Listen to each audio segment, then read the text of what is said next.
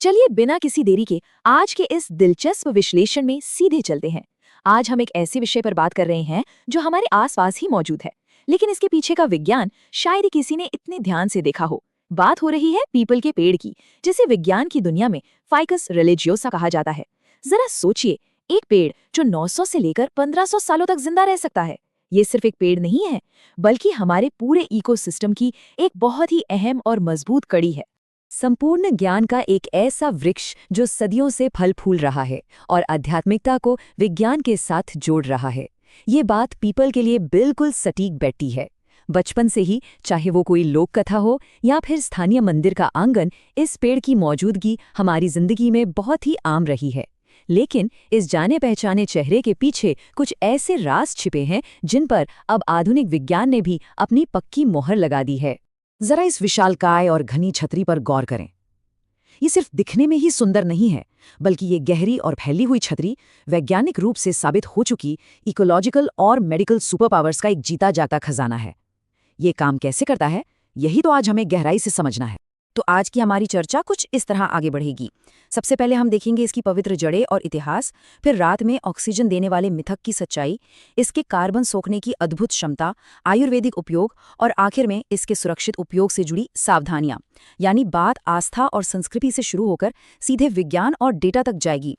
हमारा पहला पड़ाव है सीक्रेट रूट्स और हिस्ट्री, यानी द स्पिरिट लेंस। आधुनिक विज्ञान के आने से बहुत पहले हमारी प्राचीन परंपराओं ने इस पेड़ को कैसे देखा? चलिए इसके इतिहास के पन्ने पलटते हैं और उस शुरुआती सम्मान को समझते हैं। इसका ऐतिहासिक और सांस्कृतिक प्रभाव वाकई हैरान करने वाला है।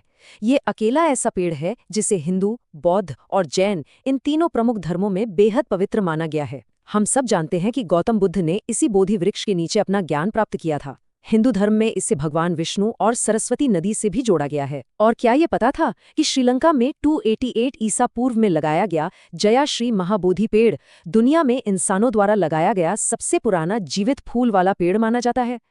ये शांति और ज्ञान के एक मजबूत प्रतीक के रूप में खड़ा है। अब आते हैं दूसरे हिस्से पर, the night time oxygen myth, यानी द अर्थ लेंस। अब वक्त आ गया है पीपल के पेड़ से जुड़े सबसे मशहूर आधुनिक मिथक को वैज्ञानिक कसौटी पर परखने का। क्या सच में ये पेड़ रात में भी ऑक्सीजन छोड़ता है? तो इसके पीछे का जो विज्ञान है उसे कैम पाथवे या क्रस्टलेशियन एसिड मेटाबॉलिज्म कहते हैं। सुनने में थोड़ा भारी शब्द लग रहा होगा, लेकिन ये पौधों का एक ऐसा शानदार तरीका है जिससे वे पानी बचाने के लिए रात में कार्बन डाइऑक्साइड सोखते हैं। गर्म जलवायु में पानी को भाप बनने से रोकने के लिए ये पेड़ बड़ी चालाकी से रात में अपने छिद्र खोलता है और कार्बन डाइऑक्साइड को जमा कर लेता है। सच में कमाल का बायोलॉजिकल सिस्टम है। तो असली बात कुछ ऐसी है।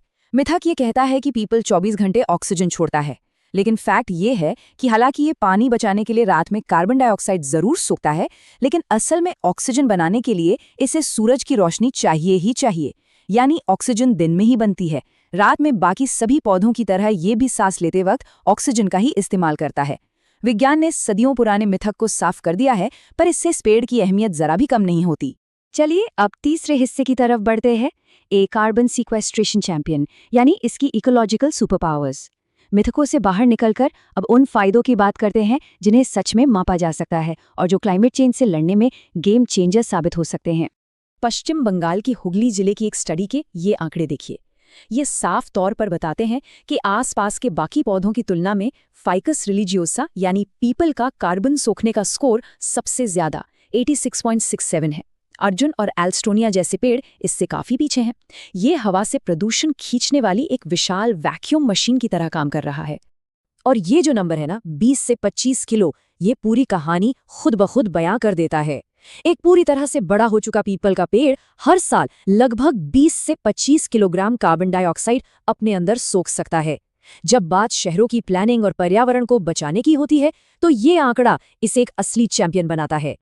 अब हमारी चौथे सेक्शन पर आते हैं, Ayurvedic uses and science the body lens.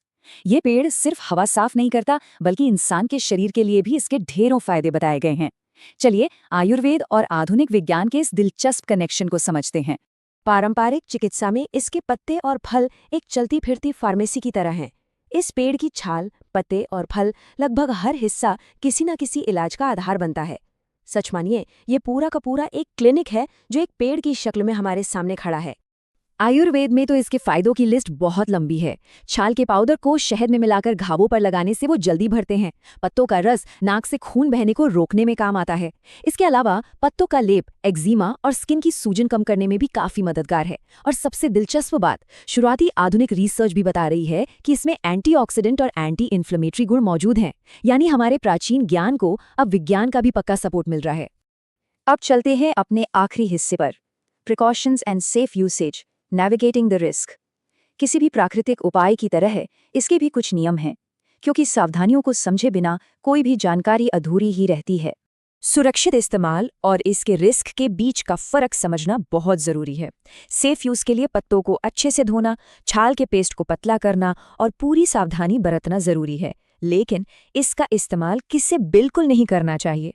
People के पेड़ से निकलने वाले प्राकृतिक दूध यानी लेटेक्स से कुछ लोगों को गंभीर एलर्जी हो सकती है। इसके अलावा गर्भवती महिलाओं और डायबिटीज की दवा ले रहे लोगों को इससे एकदम दूर रहना चाहिए। सेफ्टी के ये 3 कदम हमेशा याद रखने वाले हैं। पहला, हमेशा किसी अच्छे आयुर्वेदिक डॉक्टर या फिजिशियन से ही सलाह लें। दूसरा, ये पक्का करें कि जो पौधा इस्तेमाल हो रहा है वो वाकई पीपल ही है। और तीसरा, स्किन, सांस या पेट में किसी भी तरह की दिक्कत होने पर तुरंत ध्यान दें। एक्सपर्ट्स की सलाह के बिना खुद से इन सब का इस्तेमाल करना भारी पड़ सकता है।